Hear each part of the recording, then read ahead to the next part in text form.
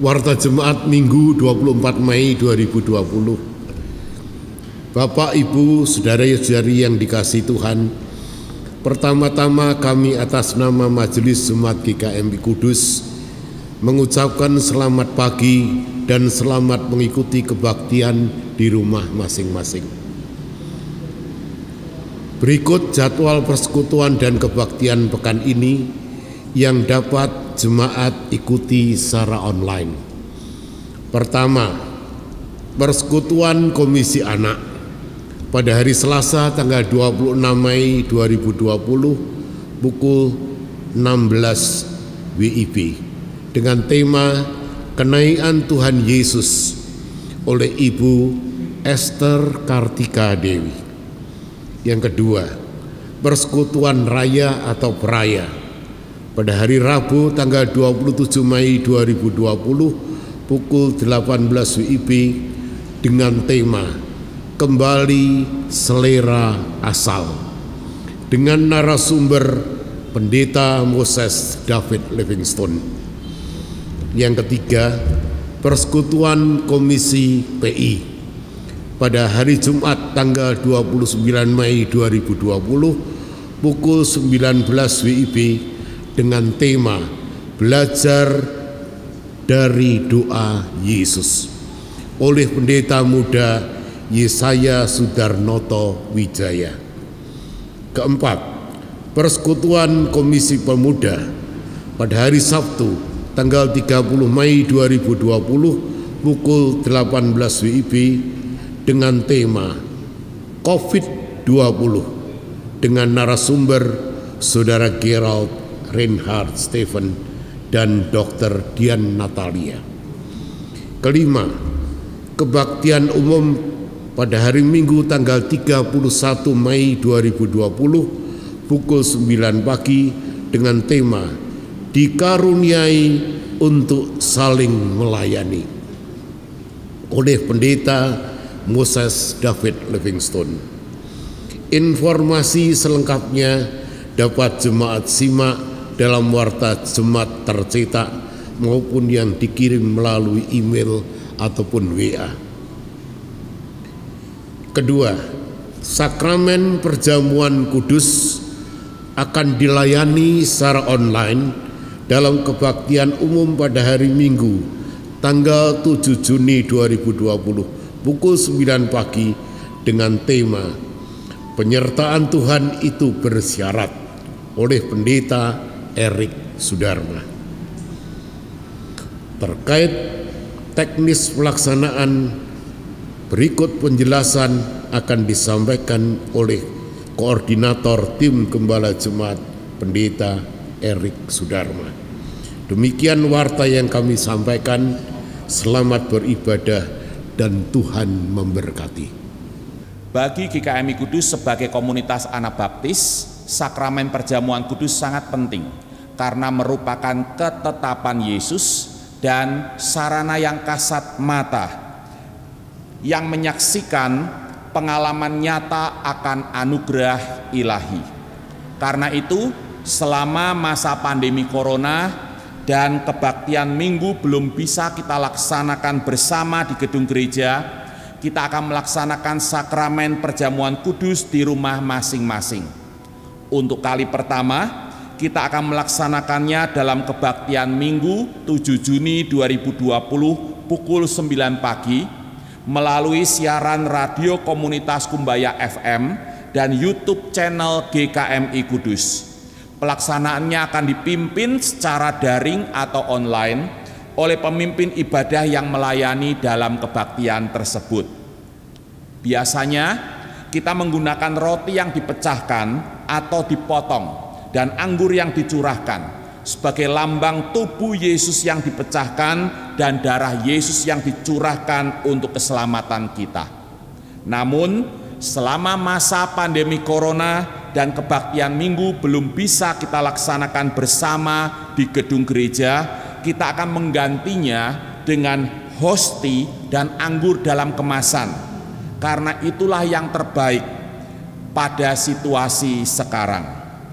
Yang terpenting di sini adalah penghayatan akan hakikat dan maknanya. Hosti sebagai lambang tubuh Yesus yang dipecahkan, sedangkan anggur dalam kemasan sebagai lambang darah Yesus yang dicurahkan. Hosti dan anggur dalam kemasan akan segera dibagikan kepada setiap anggota jemaat bersamaan dengan pembagian amplop persembahan bulanan oleh pengurus lingkungan.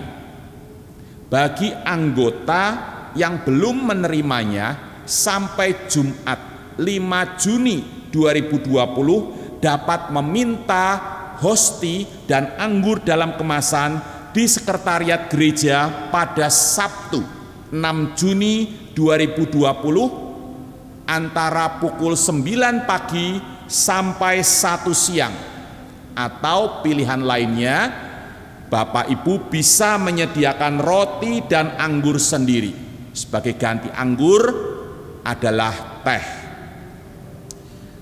Sedangkan bagi warga jemaat yang mengadakan kebaktian minggu sendiri karena sulit atau tidak dapat mengakses siaran radio komunitas Kumbaya FM atau YouTube channel GKMI Kudus, disediakan lembar liturgi berikut tata sakramen perjamuan kudus yang bisa diambil di sekretariat gereja pada Jumat 5 Juni dan Sabtu 6 Juni 2020. Di sini berlaku berdasarkan prinsip keimamatan setiap orang percaya, 1 Petrus 2 ayat 9, penyelenggaraan sakramen perjamuan kudus itu bisa dipimpin oleh kepala keluarga atau yang disepakati oleh kelompok. Ini bagi mereka yang tidak bisa mengakses siaran radio komunitas Kumbaya FM atau YouTube channel GKMI Kudus. Tentunya yang dipilih untuk memimpin pelaksanaan sakramen perjamuan kudus itu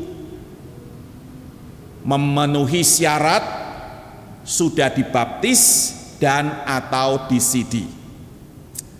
Baik, kiranya oleh pimpinan dan pertolongan Roh Kudus serta dengan kerjasama yang baik di antara kita bisa tetap melaksanakan sakramen perjamuan kudus dengan benar selama masa pandemi corona ini. Selamat mempersiapkan diri dan hati. Panggilan beribadah. Saudaraku, mari kita bangkit berdiri. Kumandangkanlah pujian bagi Tuhan, Allah, Sang Penyelamat dan Pelindung kita. Bagi Dialah segala hormat, pujian, dan kemuliaan. Nyanyi dan bersoraklah.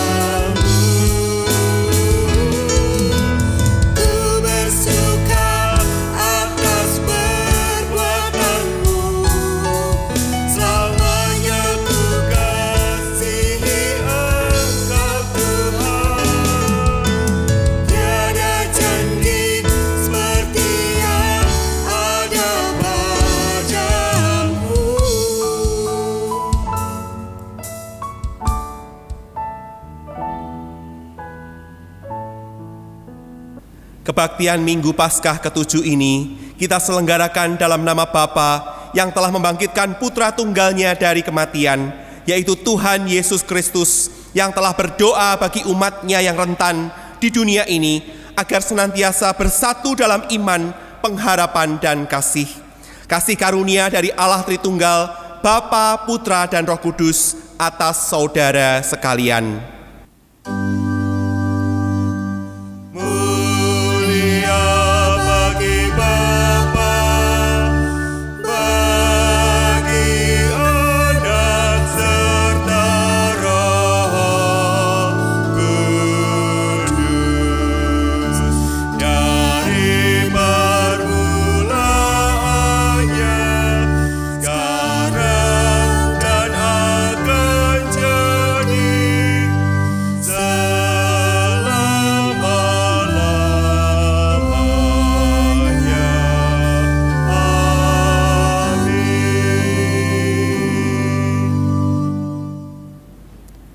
Apakah manusia sehingga engkau mengingatnya?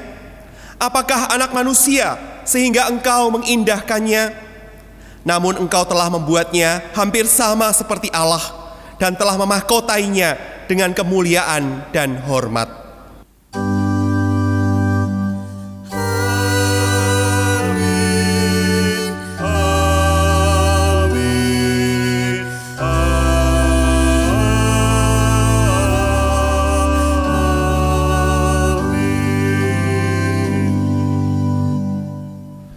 Silahkan duduk. Selamat hari Minggu, jemaat sekalian. Hari ini kita memasuki Minggu Paskah terakhir, yaitu Minggu Paskah yang ke-7. Kiranya pengharapan yang dibangkitkan oleh peristiwa kebangkitan Kristus dari kematian senantiasa menyala-nyala di hati kita, sehingga apapun persoalan yang sedang kita hadapi, sesulit apapun, tidak membuat kita patah semangat. Sebaliknya, kita tetap dan semakin berharap pada Tuhan. Selamat Minggu Paskah yang ke-7. Setelah 7 minggu atau 49 hari masa Paskah, minggu depan kita akan merayakan Pentakosta, peristiwa pencurahan Roh Kudus yang melahirkan gereja. Mari kita mempersiapkan diri untuk menyongsong perayaan Pentakosta dengan tekun berdoa, memohon terjadinya karya pembaruan oleh Roh Kudus atas umat manusia, sehingga semakin banyak orang yang percaya kepada Tuhan Yesus Kristus. Kiranya karya pembaruan oleh Roh Kudus juga terjadi atas gereja Tuhan, memurnikan penyerahan diri kita kepada Kristus dan mengobarkan semangat kita untuk memberitakan Injil-Nya. Selanjutnya, mari saudara kita bangkit berdiri, memberikan salam damai satu sama lain, seraya menaikkan pujian, satukanlah hati kami.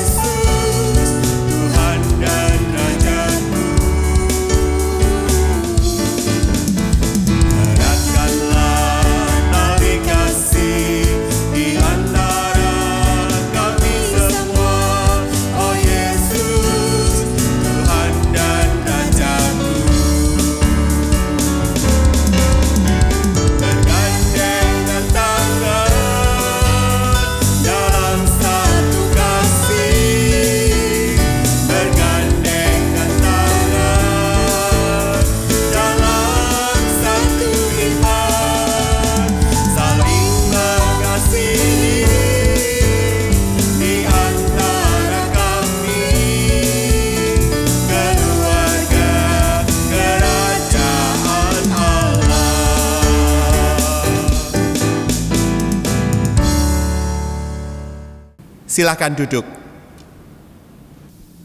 Marilah kita bermazmur bagi Tuhan menurut Mazmur 68 ayat 2 sampai 11, dilanjutkan ayat 33 sampai 36.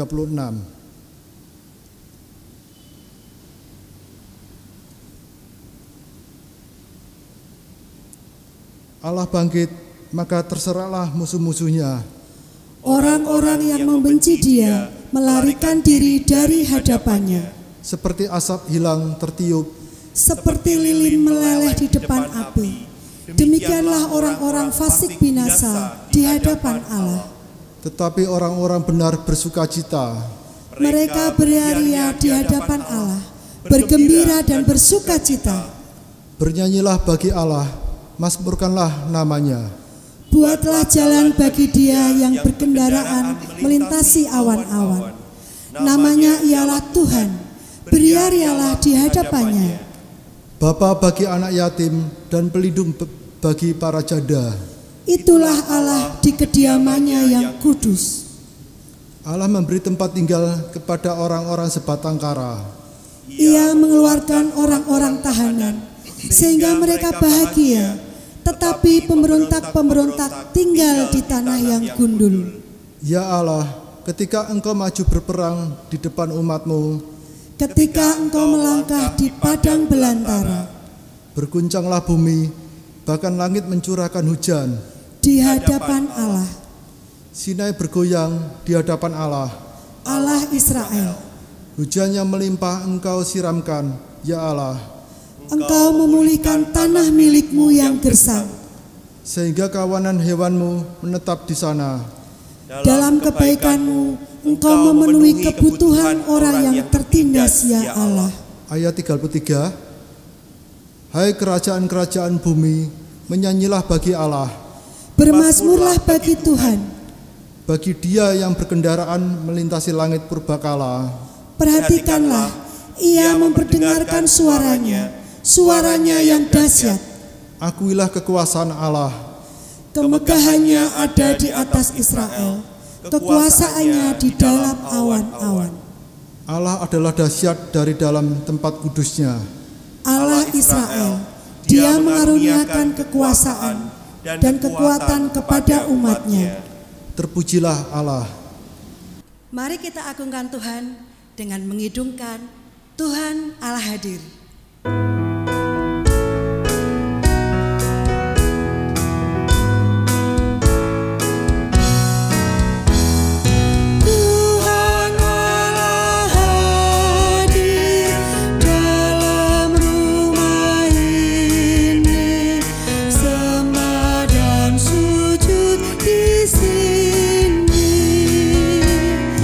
Diam dengan hormat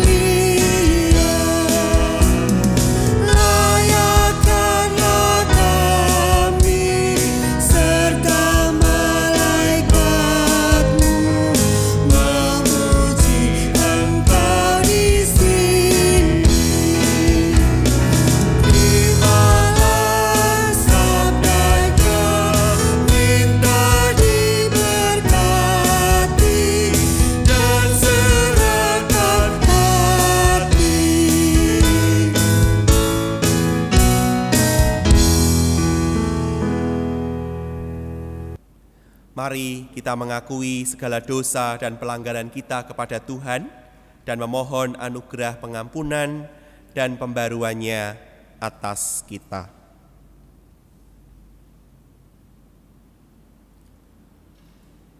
Bapa yang penuh kasih dan rahmat, pagi hari ini Tuhan kami datang kepadamu. Kami melihat bahwa selama ini Tuhan sudah mencurahkan begitu banyak berkat di dalam kehidupan kami. Namun alih-alih mensyukuri segala anugerah dan berkat-Mu itu, kami justru mengeluh. Kami merasa serba kurang. Kami masih merasa susah. Sehingga kami terus-menerus mengeluh di hadapan Tuhan. Oh Bapa, ampunilah kami. Demikian pula Tuhan, kalau kami melihat apa yang kami lakukan, apa yang kami katakan dalam hidup kami ini pun, seringkali itu semua tidak mendatangkan pujian dan kemuliaan bagi nama-Mu. Kami sering berkata-kata kasar, kami sering berperilaku tidak baik kepada sesama kami. Ampunilah kami ya Tuhan.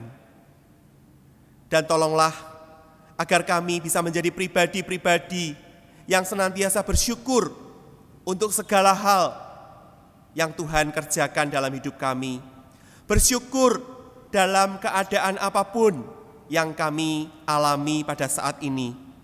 Dan biarlah Tuhan, Engkau juga menuntun dan menolong kami agar perbuatan, perilaku, pikiran kami pun semuanya itu boleh mendatangkan puji-pujian dan kemuliaan bagi nama Tuhan.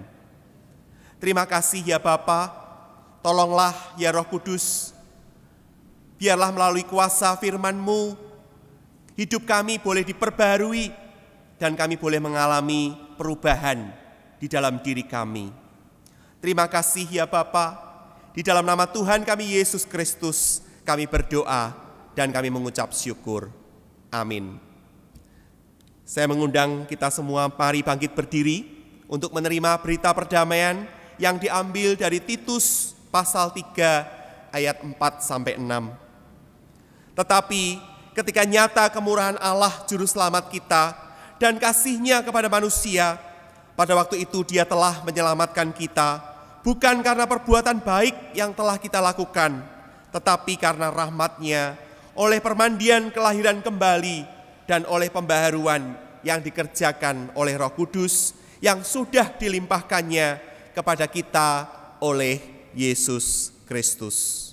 Mari kita tujukan dan siapkan hati kita untuk menerima firman-Nya dengan menaikkan satu buah pujian, Tuhan menjagamu.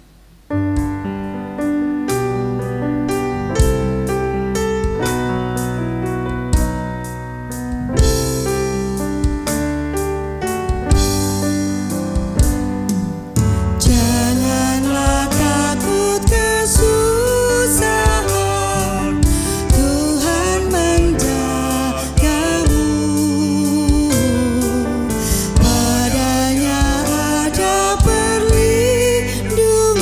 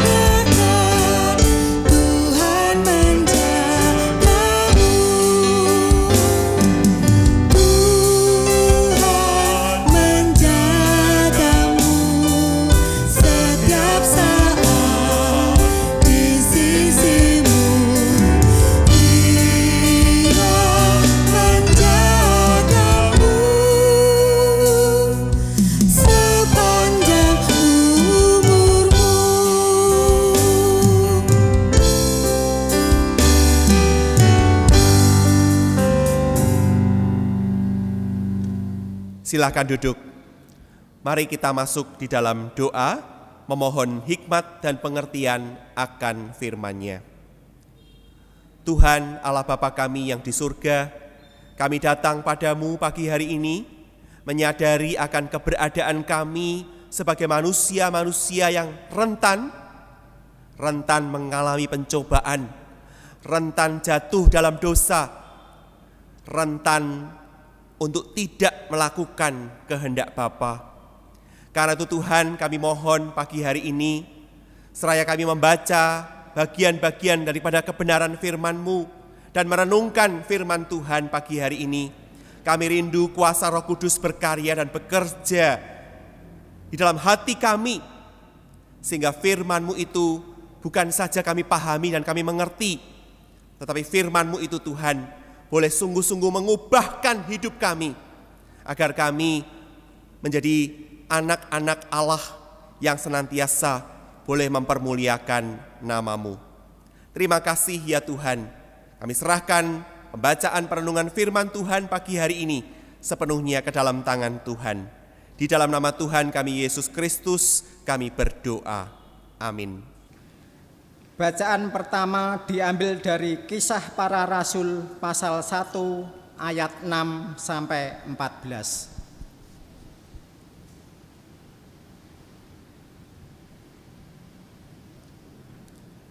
Maka bertanyalah mereka yang berkumpul di situ, Tuhan, maukah Engkau pada masa ini memulihkan kerajaan bagi Israel? Jawabnya, Engkau tidak perlu mengetahui masa dan waktu yang ditetapkan Bapa sendiri menurut kuasanya. Tetapi kamu akan menerima kuasa kalau Roh Kudus turun ke atas kamu, dan kamu akan menjadi saksiku di Yerusalem dan di seluruh Yudea dan Samaria dan sampai ke ujung bumi. Sesudah ia mengatakan demikian, terangkatlah ia disaksikan oleh mereka, dan awan menutupnya dari pandangan mereka.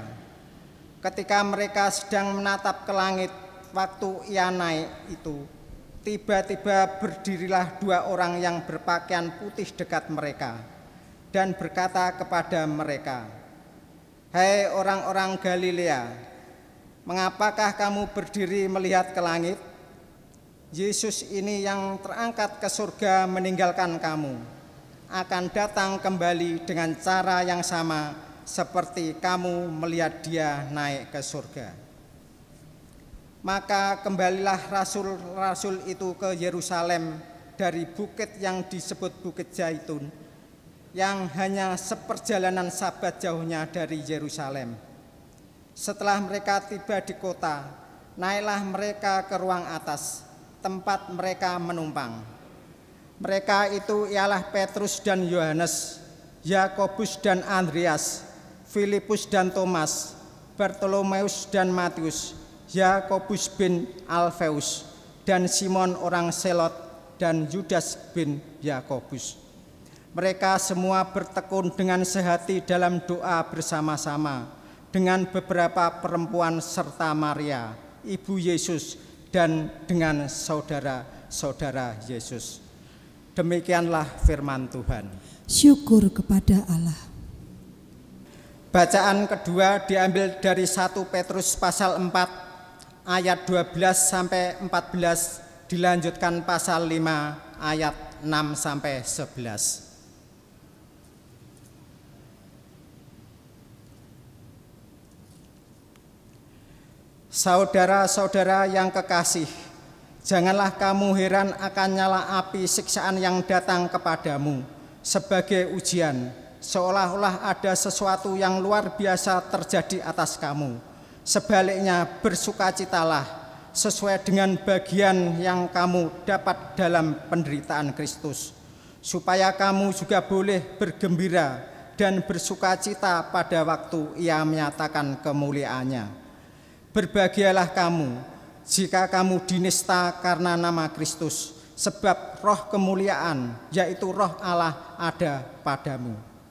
Dilanjutkan pasal 5 ayat 6. Karena itu rendahkanlah dirimu di bawah tangan Tuhan yang kuat, supaya kamu ditinggikannya pada waktunya. Serahkanlah segala kekhawatiranmu kepadanya, sebab Ia yang memelihara kamu. Sadarlah dan berjaga-jagalah. Lawanmu si iblis berjalan keliling sama seperti singa yang mengaum-aum dan mencari orang yang dapat ditelannya. Lawanlah dia dengan iman yang teguh, sebab kamu tahu bahwa semua saudara-saudaramu di seluruh dunia menanggung penderitaan yang sama. Dan Allah, sumber segala kasih karunia, yang telah memanggil kamu dalam Kristus kepada kemuliaannya yang kekal, akan melengkapi, meneguhkan, menguatkan, dan mengokohkan kamu sesudah kamu menderita seketika lamanya. Ialah yang empunya kuasa sampai selama-lamanya. Amin. Demikianlah firman Tuhan. Syukur kepada Allah. Mari kita bangkit berdiri. Inilah Injil Tuhan Yesus Kristus menurut Yohanes 17 ayat 1 sampai 11.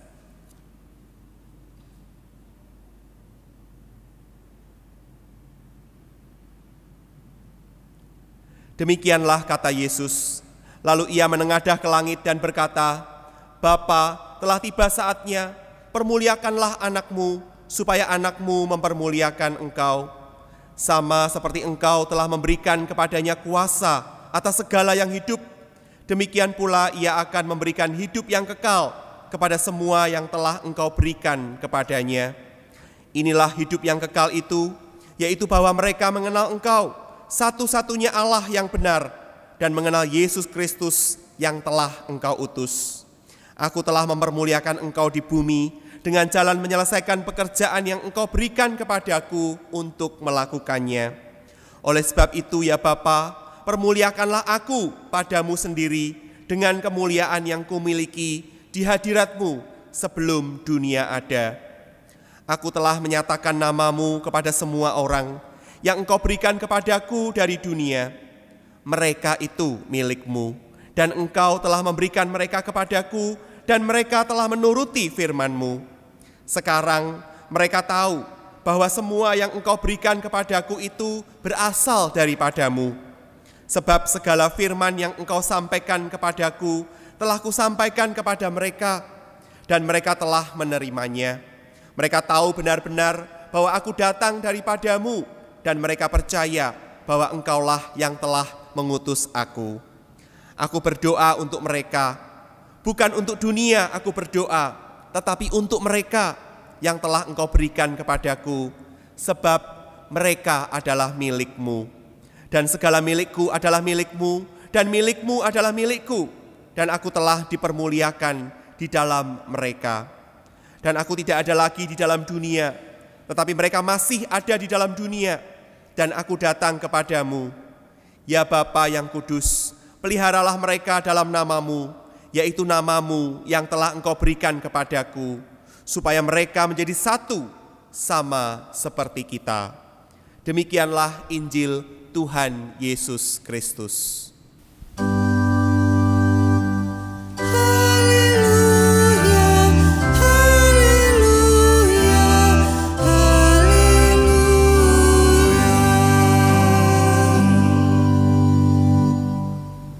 Jemaat dipersilahkan duduk.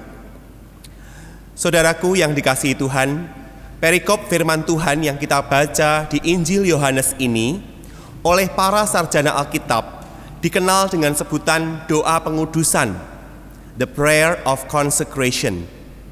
Menariknya saudara, ketika saya mencoba untuk mencari arti kata to consecrate di dalam kamus bahasa Inggris, kata ini bukan hanya berarti menguduskan, tetapi juga bisa berarti menyerahkan diri untuk suatu tujuan tertentu.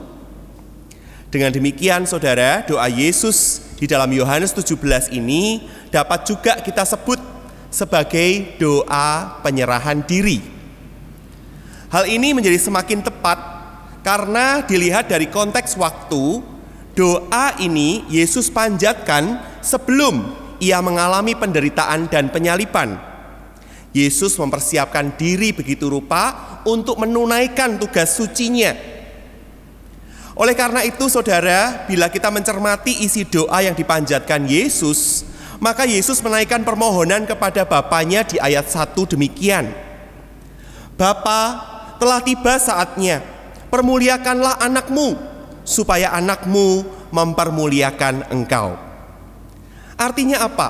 Artinya Yesus meminta kepada Bapanya agar Bapanya itu memampukan dia dalam melaksanakan misi sucinya untuk mengalami penderitaan dan juga sengsara, bahkan mati di kayu salib. Permohonan ini saudara, Yesus panjatkan bukan semata-mata untuk dirinya sendiri. Ketika Yesus meminta agar Bapanya mempermuliakan dia, itu semua ternyata bermuara pada tujuan supaya Bapanya kemudian juga dipermuliakan. Coba saudara perhatikan di ayat 1 bagian yang terakhir. Supaya anakmu mempermuliakan engkau. Bagaimana sang anak mempermuliakan bapaknya? Juga kita bisa lihat di ayat yang keempat.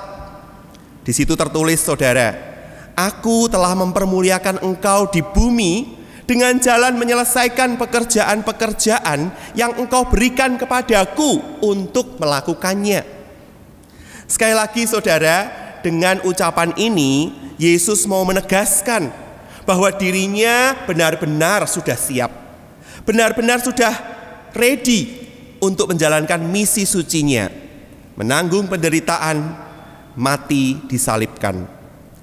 Pendeknya, Yesus siap menuntaskan atau menyelesaikan tugas perutusannya.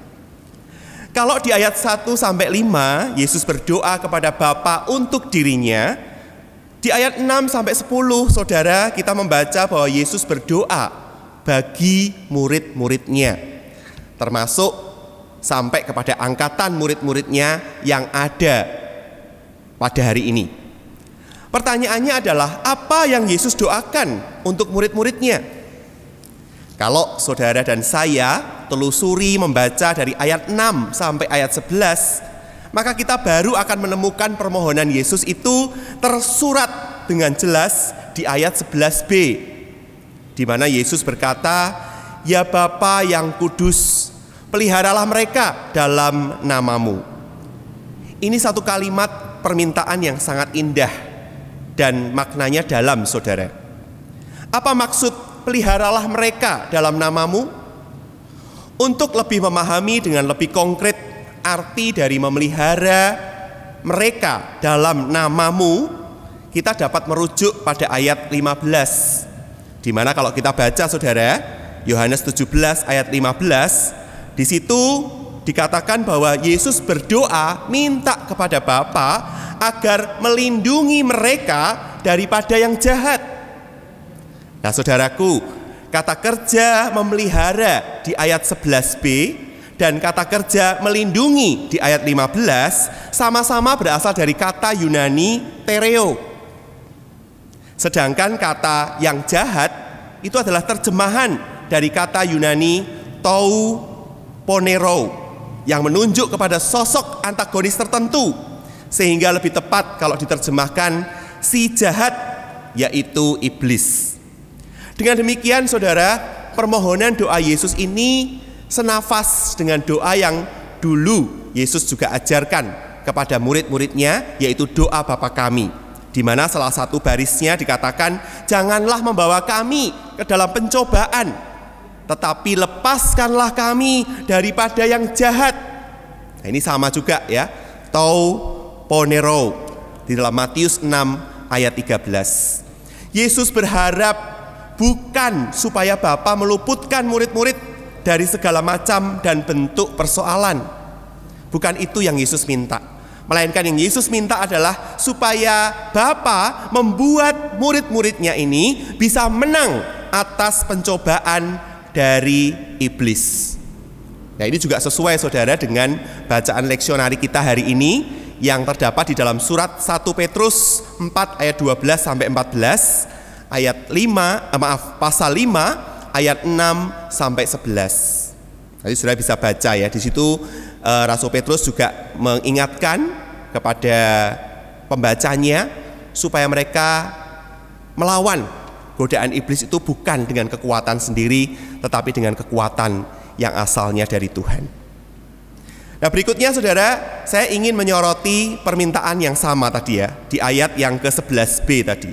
Ya, kita kembali ke Yohanes 17 ayat 11b, dikatakan, peliharalah mereka dalam namamu. Nah, saya ingin menyoroti kata namamu. Namamu dalam permohonan Yesus ini adalah nama siapa, saudara? Nama Bapa, ya, nama Bapa. Nah, kalau kita bicara soal nama, maka kita tidak bisa tidak, saudara, bicara soal apa? Kepemilikan. Nama itu begitu erat kaitannya dengan soal milik. Misalnya, saudara, nama keluarga saya Wijaya, ya, Yesaya Sudarnoto Wijaya. Maka saya ini adalah milik atau bagian dari keluarga Wijaya, atau kalau dalam bahasa Chinese ya, keluarga Wi. Maka saudara, perikop doa Yesus di dalam Injil Yohanes ini pun tema kepemilikan itu juga diangkat. Mari saudara, saya ajak kita lihat di ayat 6b ya. Yohanes 17 ayat 6b. Di situ Yesus menunjukkan kepada Bapa bahwa para murid mereka itu adalah milikmu, milik Bapa. Kemudian Yesus juga menegaskan lagi di ayat 9. Yesus katakan bahwa aku bukan berdoa untuk dunia. Aku berdoa untuk siapa? Mereka. Mereka ini adalah murid-murid. Sebab apa? Sebab mereka adalah milikmu, milik Bapa. Demikian juga di ayat 10, saudara. Yesus katakan, segala milikku adalah milikmu, dan milikmu adalah milikku.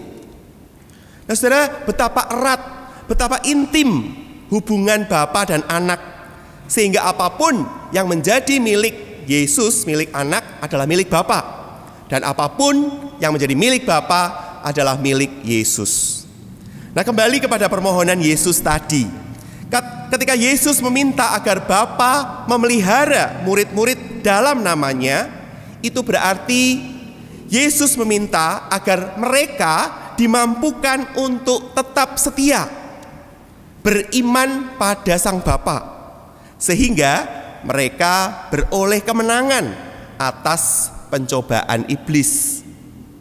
Sekali lagi, permintaan Yesus itu, peliharalah mereka dalam namamu, itu berarti bahwa Yesus minta agar mereka dimampukan tetap setia, beriman pada Sang Bapa, sehingga mereka beroleh kemenangan atas pencobaan iblis. Satu kali, saudara, ada seorang pengusaha yang sukses, sebutlah namanya Pak Hadinata. Dia memiliki seorang putra, anak laki-laki, sebutlah namanya Marco. Suatu kali Pak Hadinata begitu marah kepada Marco. Apa pasalnya? Karena rupanya Marco, anak laki-lakinya ini, tidak menggunakan atau membayarkan uang sekolah yang diberikan oleh bapaknya itu, dan malah memakainya untuk membeli barang-barang yang dia sukai, dan juga mentraktir untuk membelikan minum, tentu saja minum bir ya, untuk teman-temannya. Nah, pada awalnya Pak Hadinata tidak tahu kalau si Marco ini menyalahgunakan uang sekolah yang diberikan padanya. Namun saudara, karena kejadian ini terjadi berulang kali sampai beberapa bulan, maka akhirnya pihak sekolah yang menghubungi orang tua Marco. Betapa terkejutnya mereka. Satu kali mendapat panggilan dari sekolah, ya, mendapat pertanyaan dari sekolah, yang kali ini tidak datang dalam bentuk surat, tetapi melalui panggilan telepon langsung kepada HP Pak Hadinata. Dalam pembicaraan telepon itu, Pak Hadinata bertanya kepada si ibu guru yang adalah wali kelas dari saudara Marco. Dia bertanya, "Loh Bu, kalau memang kami ini belum bayar uang sekolahnya Marco, kenapa Marco tidak pernah memberitahu kami?" Lalu ibu guru itu menjawab, "Pak, sebetulnya kami sudah beberapa kali loh memberitahukan hal ini kepada Marco. Kami minta supaya Marco menyampaikan ini kepada bapak dan ibu. Namun Marco selalu bilang kalau bapak dan ibu ini pergi keluar kota, sehingga gak bisa minta uang sekolah. Dan bahkan Pak, yang mengejutkan juga adalah seringkali kami bingung, Marco kalau pagi datang ke sekolah, tapi begitu jam istirahat, anak itu sudah nggak ada lagi di sekolah. Jadi gimana Pak kami mau menagih? Mendengar hal itu saudara, hati Pak Hadinata ini meluap dengan amarah. Ya. Dia begitu dadanya sakit ya, serasa dicengkeram dan darahnya serasa mendidih. Dan betul saudara, ketika suatu kali Pak Hadinata bertemu dengan anaknya Marco ini, Pak Hadinata langsung menegur dengan keras. Hei kamu Marco, sini, Papa mau bicara sama kamu. Kamu jujur sajalah sama Papa, gak usah kamu tutup-tutupi. Kamu pakai untuk apa uang sekolah yang selama ini Papa berikan untuk kamu? Jawab. Marco hanya berdiri terdiam. Lalu kamu selama ini juga kemana? Hah? Tiap pagi kamu pamit berangkat ke sekolah sama Papa dan Mama, tapi kamu nggak tahu mangkir kemana setelah itu. Jawab Marco, kemana kamu selama ini? Kenapa kamu tidak sekolah? Kenapa kamu pakai uang sekolah itu untuk hal-hal yang nggak perlu? Marco, kamu jangan bikin Papa dan Mama malu. Perbuatan kamu itu mencoreng dan mempermalukan keluarga Hadinata. Sadar nggak kamu?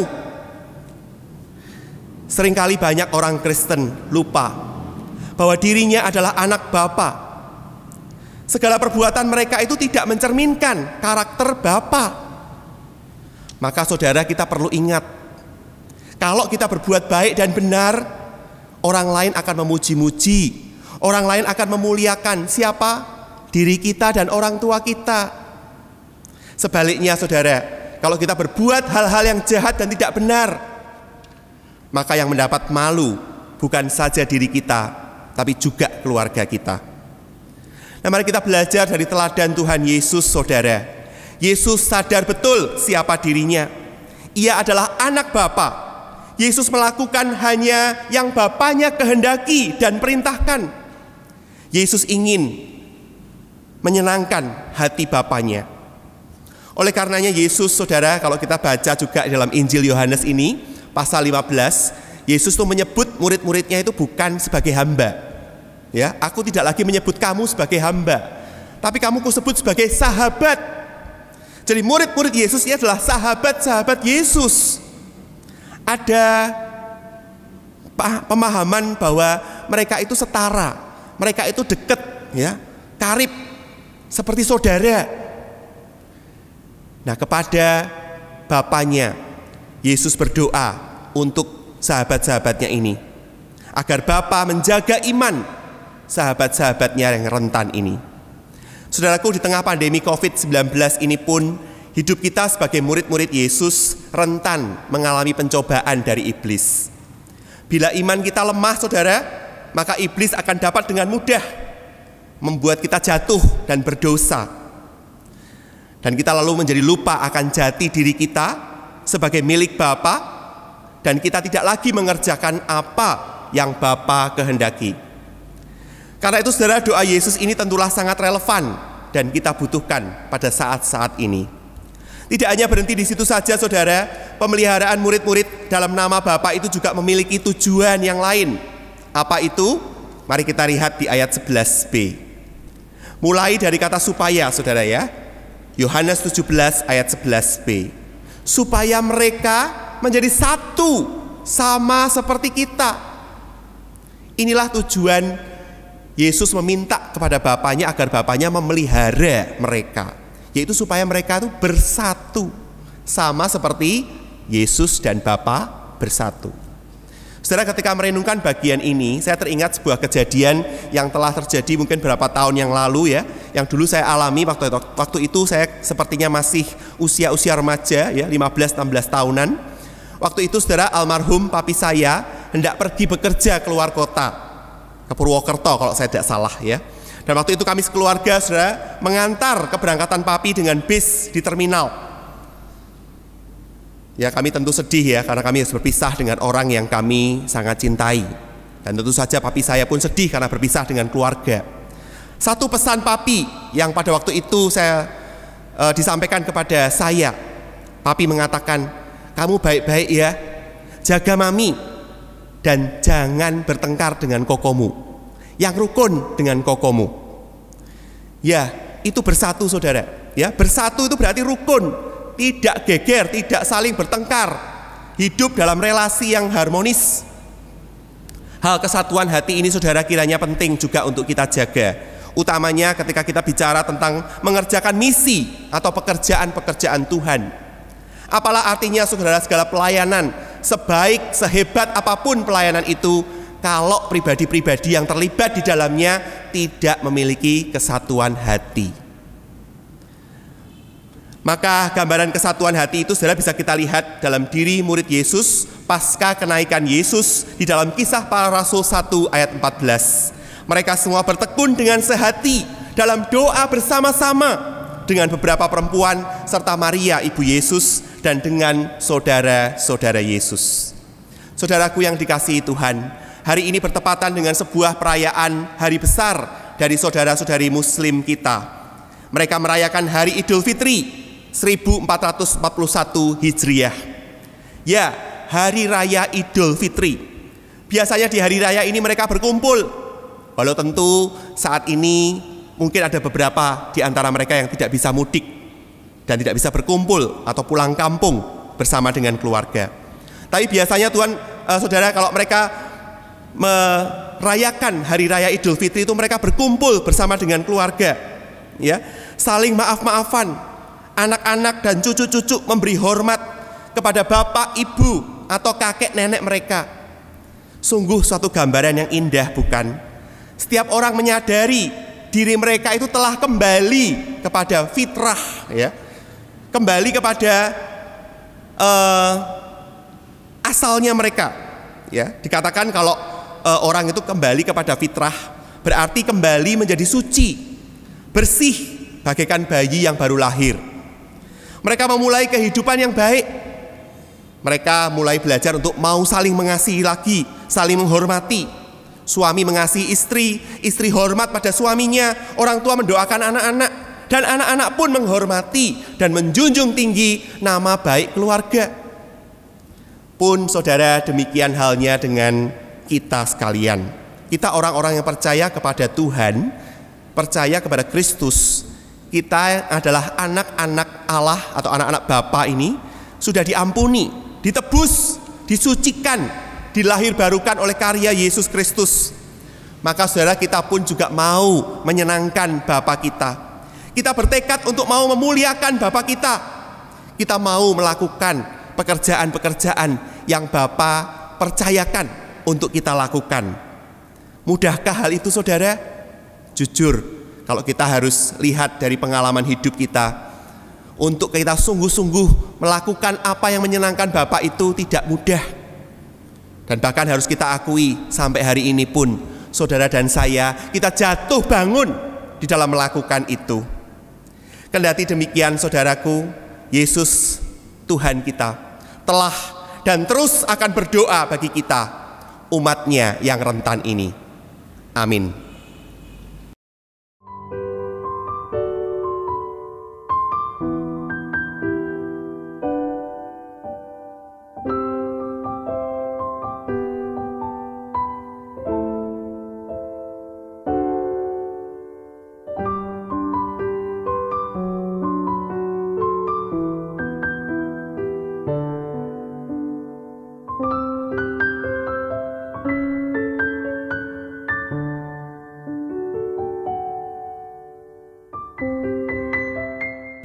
Mari kita bangkit berdiri.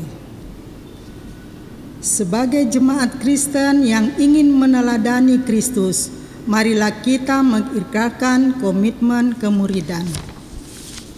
Kami bersaksi bahwa tidak seorang pun dapat sungguh-sungguh mengenal Kristus, kecuali ia yang mengikutinya setiap hari dalam kehidupan. Dan sebagai bagian dari gereja yang marilah bersama-sama dengan gereja-gereja di sepanjang abad dan tempat kita mengikrarkan pengakuan iman rasuli. Aku percaya kepada Allah, Bapa yang Maha Kuasa, Khalik langit dan bumi, dan kepada Yesus Kristus, Anaknya yang tunggal Tuhan kita, yang dikandung dari Roh Kudus, lahir dari anak darah Maria, yang menderita sengsara di bawah pemerintahan Pontius Pilatus, disalibkan, mati, dan dikuburkan, turun ke alam maut, pada hari yang ketiga bangkit pula dari antara orang mati, naik ke surga, duduk di sebelah kanan Allah, Bapa yang Maha Kuasa, dan dari sana Ia akan datang kembali untuk menghakimi orang yang hidup dan yang mati. Aku percaya kepada Roh Kudus, gereja yang kudus dan am, persekutuan orang kudus, pengampunan dosa, kebangkitan orang mati, dan hidup yang kekal. Silahkan duduk. Ku datang kepada Yesus.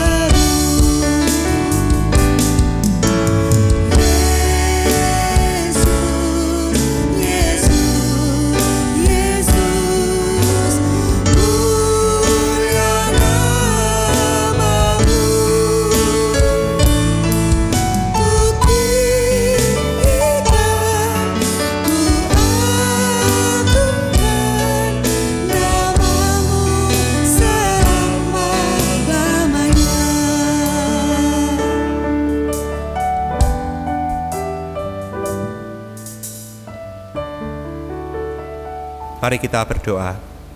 Ya Tuhan, Allah Bapa kami yang di surga, kami bersyukur ya Tuhan untuk kebenaran firman-Mu yang telah Dikau sampaikan kepada kami pada hari ini.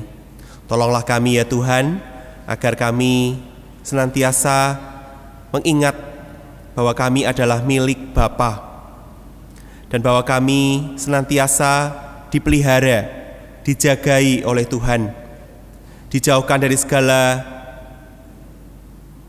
kuasa-kuasa jahat yang hendak menjatuhkan kami. Tuhan, mampukanlah kami tetap beriman kepadamu, bersatu hati dengan saudara-saudara kami, agar kami dapat melakukan pekerjaan-pekerjaan yang Bapa percayakan untuk kami lakukan selama kami masih ada di dalam dunia ini. Bapa di surga, saat ini kami berdoa untuk bangsa dan negara kami. Tuhan, kami mohon pertolongan-Mu di tengah-tengah segala situasi krisis akibat pandemi COVID-19. Kiranya Tuhan menguatkan para pemimpin bangsa kami, khususnya Pak Presiden, Wakil, berserta dengan jajaran menteri-menterinya, sehingga mereka boleh tanggap dan melakukan tugas bagian mereka masing-masing dengan baik. Sehingga sungguh Tuhan, virus ini tidak terus menyebar dan menjangkiti semakin banyak orang lagi. Biarlah Bapa, Kau mampukan kepada setiap kami juga untuk solider, untuk memiliki kepedulian dengan sesama kami, khususnya bagi orang-orang yang terdampak oleh pandemi COVID-19 ini. Tolonglah ya Tuhan, berkati dan pimpin setiap warga negara Indonesia, sehingga kami boleh bersama-sama bergandengan tangan, bersatu hati menghadapi COVID-19 ini. Kami menyerahkan juga Tuhan bagi para dokter, suster, dan para medis yang lain yang sampai hari ini Tuhan, mereka dengan sekuat tenaga berjuang, berjerih lelah untuk menghadapi atau melawan COVID-19 ini. Mereka merawat, mereka terus berusaha untuk memulihkan kondisi para pasien yang terjangkit oleh COVID-19 ini. Oh Tuhan, lindungilah mereka, kuatkanlah mereka, mampukan mereka Tuhan untuk melakukan tugas pekerjaan mereka dengan sebaik-baiknya. Oh Tuhan, kami pun juga pada saat ini berdoa menyerahkan bagi seluruh karyawan ataupun tenaga medis yang bekerja di Rumah Sakit Madirahayu. Kiranya Tuhan pun juga menolong dan menjaga serta menyertai mereka di dalam mereka melakukan tugas-tugas mereka. Bapa di surga, saat ini kami pun juga teringat untuk jemaat yang sakit dan lemah tubuh. Kami berdoa untuk Bapak Budiman Hadi Surya, Bapak Bambang Suprapto, Bapak Budiono, Bapak Sunarso Putro, Bapak Stefanus Yulianto Lestari, Bapak Silas Suyanto, Ibu Indrawati, Ibu Ana Maria Andarmani, Ibu Gue Giok Kim, Ibu Tan Linhua, Ibu Tan Meifong, Bapak Franciscus Yudiono, Bapak Karya Yanto. Oh Tuhan, ke dalam tangan-Mu hamba menyerahkan saudara-saudara kami ini. Kiranya Tuhan Engkau tetap boleh memelihara, menguatkan iman mereka di tengah-tengah segala penderitaan sakit yang mereka alami. Dan kami memohon kepadamu ya Bapa, oleh kuasa-Mu kiranya Dikau berkenan untuk memulihkan kondisi mereka. Sehingga dengan demikian Tuhan, yang sakit boleh Tuhan pulihkan, yang sedang berduka atau bersedih Tuhan hiburkan. Terkhusus Tuhan, kami juga berdoa saat ini menyerahkan untuk keluarga dari almarhum Bapak Go Tuan Wat, yang mana Tuhan Dikau telah memanggil Bapak Go Tuan Wat ke rumah-Mu. Kami berdoa Tuhan, memohon kekuatan dan penghiburan kiranya Tuhan curahkan bagi Ibu Elina dan anak-anak serta mantu, sehingga Tuhan mereka boleh tetap kuat, mereka boleh tetap tabah, mereka tetap boleh beriman dan setia kepada Tuhan sampai akhir hidup mereka. Terima kasih ya Bapa, seluruh rangkaian doa-doa kami ini kami naikkan di dalam nama Tuhan kami Yesus Kristus yang telah mengajar kami berdoa. Bapa kami yang di surga, dikuduskanlah nama-Mu, datanglah kerajaan-Mu, jadilah kehendak-Mu di bumi seperti di sorga. Berikanlah kami pada hari ini makanan kami yang secukupnya, dan ampunilah kami akan kesalahan kami, seperti kami juga mengampuni orang yang bersalah kepada kami. Dan janganlah membawa kami ke dalam pencobaan, tetapi lepaskanlah kami daripada yang jahat, karena Engkaulah yang mempunyai kerajaan dan kuasa dan kemuliaan sampai selama-lamanya. Amin. Mari kita memberikan persembahan berdasarkan firman Tuhan dari Roma 12 ayat yang pertama. Karena itu, saudara-saudara, demi kemurahan Allah, aku menasihatkan kamu, supaya kamu mempersembahkan tubuhmu sebagai persembahan yang hidup, yang kudus, dan yang berkenan kepada Allah. Itu adalah ibadahmu yang sejati. Allah itu baik.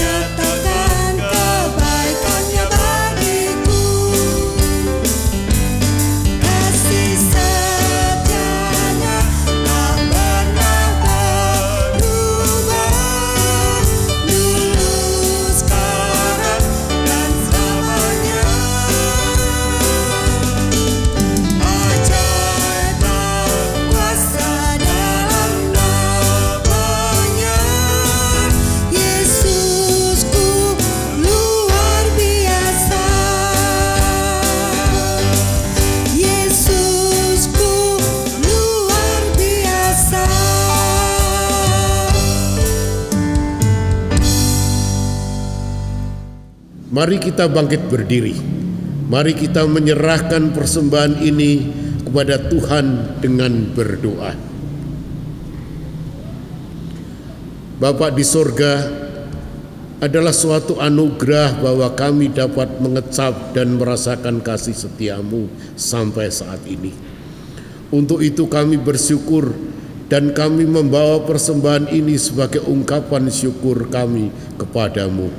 Kami juga mengingat sesama kami yang belum dapat merasakan kehidupan yang layak karena berbagai persoalan yang mereka hadapi. Kami berdoa kiranya belas kasihan-Mu senantiasa tercurah atas mereka melalui kami, sehingga mereka pun dapat merasakan dan menikmati kebaikan-Mu. Segala puji dan hormat bagi-Mu, ya Tuhan, Allah yang mengasihi kami, manusia yang rentan ini. Dalam nama Tuhan Yesus Kristus kami berdoa. Amin. Silakan duduk. Di penghujung kebaktian ini, mari kita bertekad untuk tetap bersemangat dan berharap pada Tuhan dalam menghadapi segala pergumulan hidup kita. Mari kita naikkan kidung pamungkas kita. Ingat akan nama Yesus.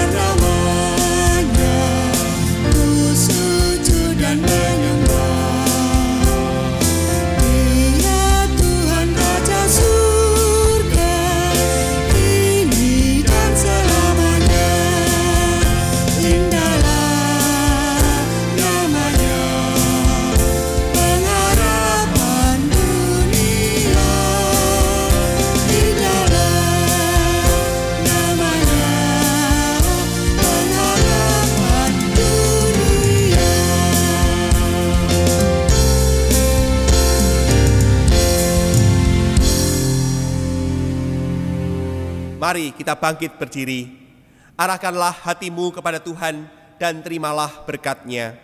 Kasih karunia dari Allah Bapa, penyertaan dari Tuhan Yesus Kristus, serta pimpinan dan pertolongan Roh Kudus senantiasa atas saudara sekalian. Amin.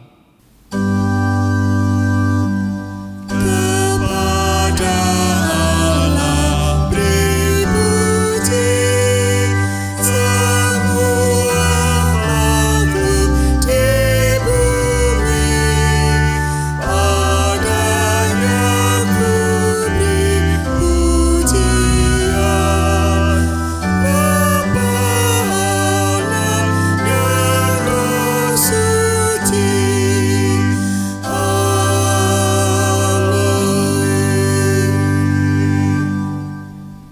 Silakan duduk dan bersaat teduhlah sejenak.